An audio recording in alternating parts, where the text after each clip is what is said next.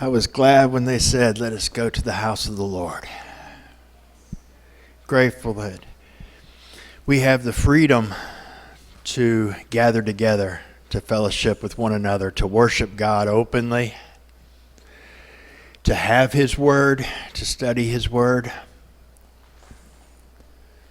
I was kind of thinking along those lines as we worship today, the freedom to surrender. And this time of year, whenever I start thinking about our freedoms, I can't help but think of our veterans and World War II, because last Tuesday was the anniversary of D-Day. Probably the most coordinated military campaign in the history of mankind, as far as in the size and scope. And it didn't go off without a hitch. There were some pretty serious issues. I remember my grandfather telling me about how the gliders, to keep them light, they made them out of plywood. And for those, there may be enough of us here from the country to know that plywood doesn't stop bullets too well. So bullets would be coming up through the floor. But June 6th, 66, just a little side note, since there's so much World War II imagery in Star Wars all through it, I have always wondered if Order 66, for those of you who are fellow geeks and know, the coordinated attack on the Jedi was based on that. But there's another movie called Saving Private Ryan, which is probably the best World War II movie on D-Day as far as in realism. And there are a couple of things in this movie that the opening scenes are pretty rough. They had World War II veterans who were still alive when this movie came out talking about that was too real. Some of them couldn't hardly handle it. And it was very realistic.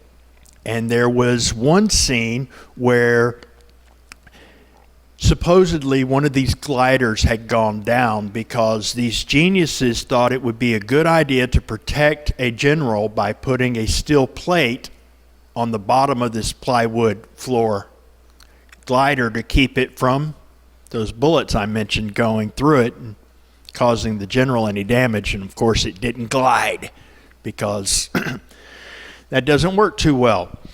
Now, I don't know of any particular instance where that exact thing really happened, but there were definite cases where they did things to try to protect officers that they didn't do to protect the regular GIs, that caused these gliders to be overweight. And it was part of the reason why the operation got scattered over a large area. And in the movie, they're talking about this, and he's like, all these people died in this glider trying to protect this one man.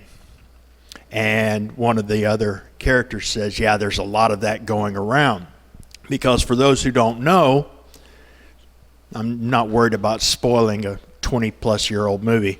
The whole non-realistic part, fictional part of this movie is that a company of men, or a group of men, that it's not really a company, it's not big enough to be a company, but a group of men is sent to find one soldier, because this is the last guy alive in his family. 3 of his brothers all died. His mother's going to get the telegraphs on the same day, because they all died right about the same time, and they're going to go get him, pull him out, so that she doesn't have to give all 4 of her sons to the war.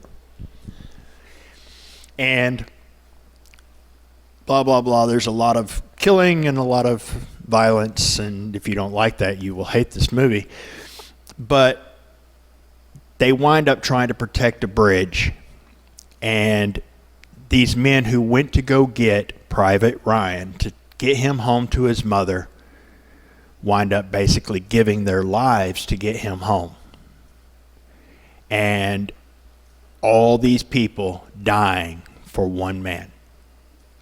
And all through the movie, there's a lot of them complaining about that. You know, what makes this one guy worth my life, worth all of our lives? You know, and one of the other memorable lines is the captain saying to him in his dying breath, "Earn this."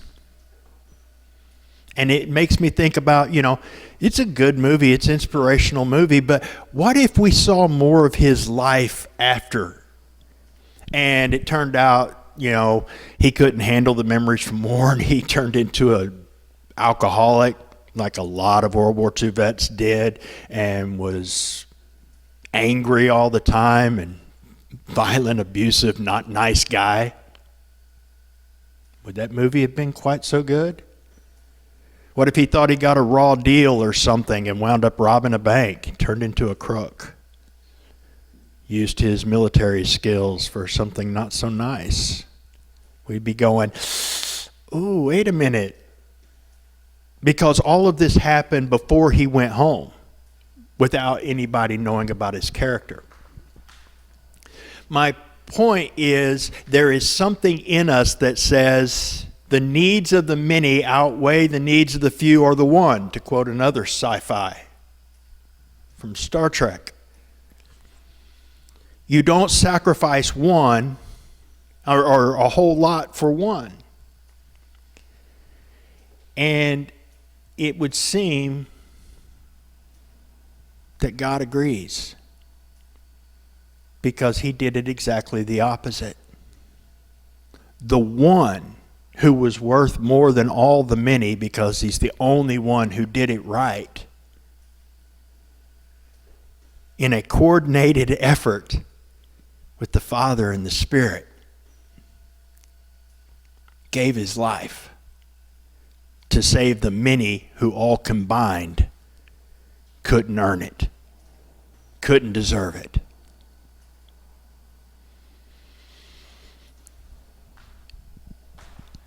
We cannot measure up. When you start talking about the only perfect person who ever did every single thought, act, and reaction out of love, in complete submission to the Father, that's amazing. And then to put me on those scales and go, well, how do you measure up against that? Well, I've already blown it today. I woke up and I didn't want to get up because I didn't feel good. I was hurting. And then I started grumbling and complaining. Man, can I have 5 minutes? It's not Jesus. Doesn't measure up against his Spirit.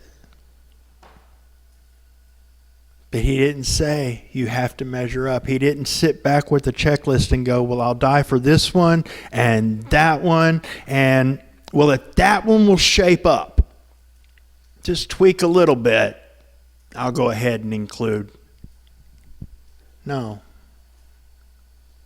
For all of us. For all of us.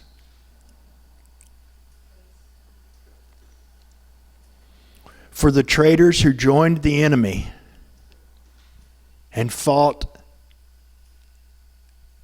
against our Creator while we were still that enemy, Christ died for us to defeat the real enemy, sin and death and Satan, and free us and give us full pardons as though we had never lifted arms against him. That's love. That's mercy. And because he did pay the full price, it's also justice.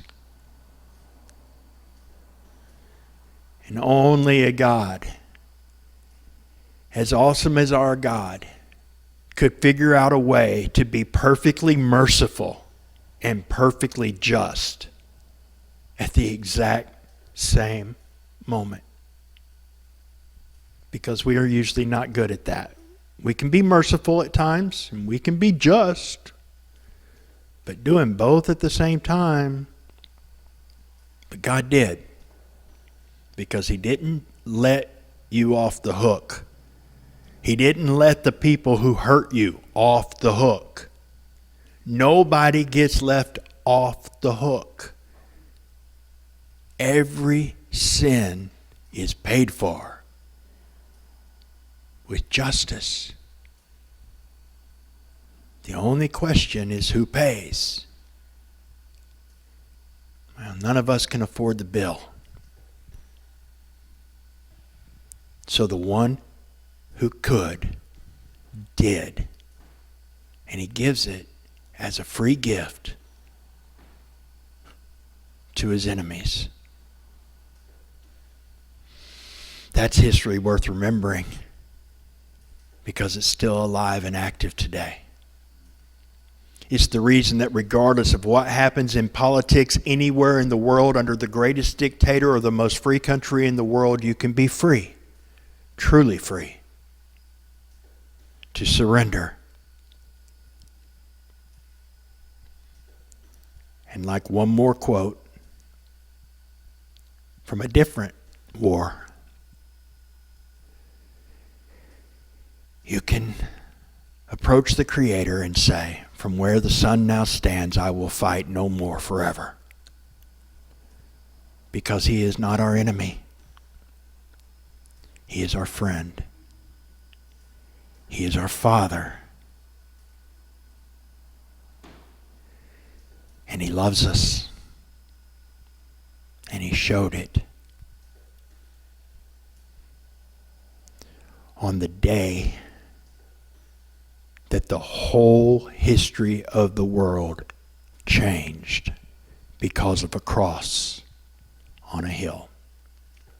We can try not to acknowledge that. We can change it from BC and AD to BCE and CE, common era, instead of in the year of our Lord. I don't care. That doesn't argue me, because you know where the zero is? In the exact same place. The common era started with the cross, and the one thing that makes it common is that now we all have one thing in common: the freedom to have relationship with our Lord, Creator, and Master.